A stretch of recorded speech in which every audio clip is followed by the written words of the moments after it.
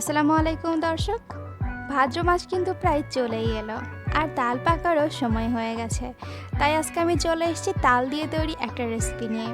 তাল দিয়ে আপনারা হয়তো তালের পিঠা, তালের বড়া, তালের লুচি বানিয়ে থাকেন। তাই আজকে আমি বানিয়ে দেখাবো তালের রুটি।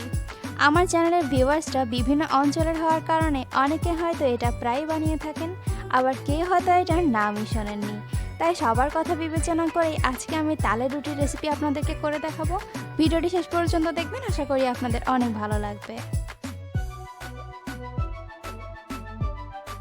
আর অবশ্যই এর জন্য প্রথমেই আমাদের লাগবে পাকা তাল।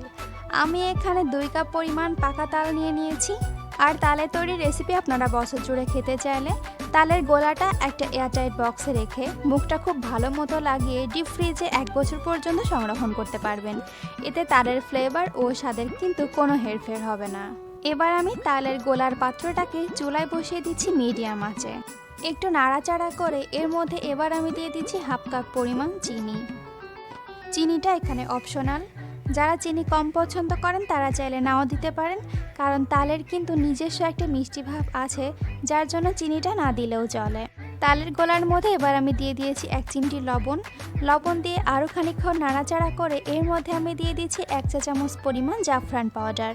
এই পাউডারটার আলাদা কোনো স্বাদ নেই, শুধুমাত্র রং আনার জন্য আমি এটা ব্যবহার করেছি। আপনি চাইলে এটা নাও দিতে পারেন।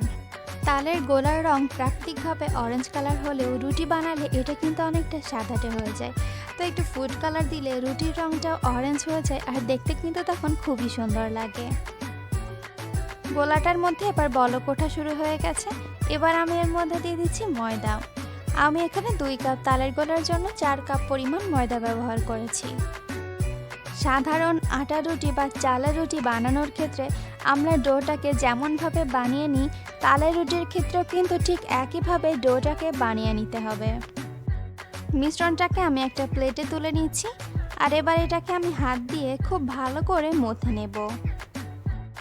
ডোটা ভালো করে মথে নেওয়ার সময় হাতে একটু সয়াবিন তেল লাগিয়ে নিলে মথে নেওয়াটা আরও খুবই বেশি ইজি হয়। এক্ষেত্রে ডোটা হাতের সাথে উঠে আসে না এবং খুব ভালো করে মথে নেওয়া যায়। আমি হাতে অল্প অল্প করে ময়দা নিয়ে এই ডোটাকে খুব ভালো করে মথে নিয়েছি। রুটি বানানোর ক্ষেত্রে ডোটা খুব ভালো করে মথে নেওয়া কিন্তু খুবই ইম্পর্ট্যান্ট। তো আপনি দেখতেই পাচ্ছেন আমি এটাকে কিভাবে মথে নিচ্ছি। তাই চেষ্টা করবেন একটু সময় নিয়ে এরকম করে ডোটাকে খুব ভালো করে মথে নিতে। আমাদের ডোটা খুব ভালো করে মথা হয়ে গেছে। এবার এটাকে আমি একটা ঢাকনা দিয়ে ঢেকে রেখে দিচ্ছি 10 থেকে 15 মিনিটের জন্য। 10 থেকে 15 মিনিট পরে আমরা ঢাকনাটাকে খুলে দিচ্ছি। এবার আমরা রুটিটাকে বেলে নেব। নর্মালি আমরা আটা রুটি বা চালের রুটি যেভাবে বেলে নিই, তালের রুটিটাও ঠিক সেরকমভাবে বেলে নিতে হবে, কোনো পার্থক্য নেই।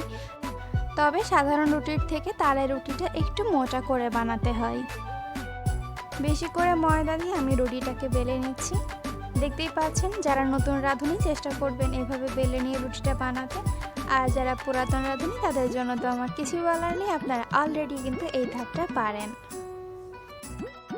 আমি মোটামুটি মাঝারি সাইজের একটা রুটি বেলে নিয়েছি।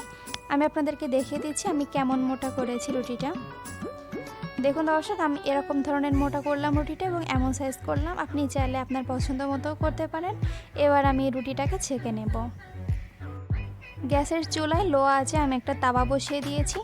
তাওয়াটা বেশ গরম হয়ে আসার পরে রুটিটাকে দিতে হবে।